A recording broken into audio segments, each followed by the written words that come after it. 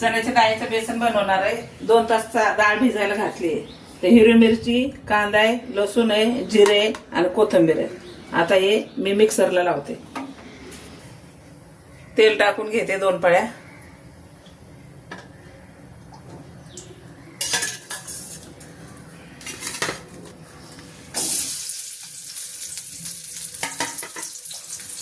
हळद टाकून घेते.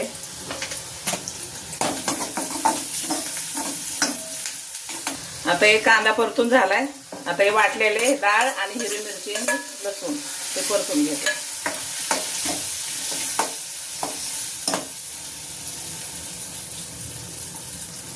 तर मीठ टाकून घेते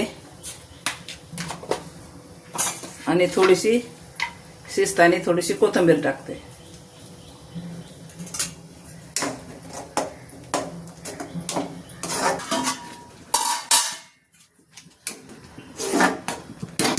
बेसन शिजून झाले. आता गॅस बंद करते.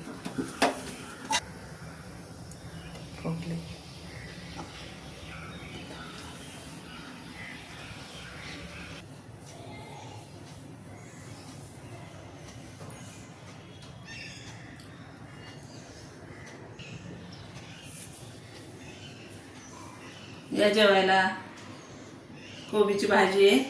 चण्याचं भिजवून बेसन केले चणे डाळीचं आणि कांदा आहे, लोणचं आहे, ज्वारीची भाकर आहे.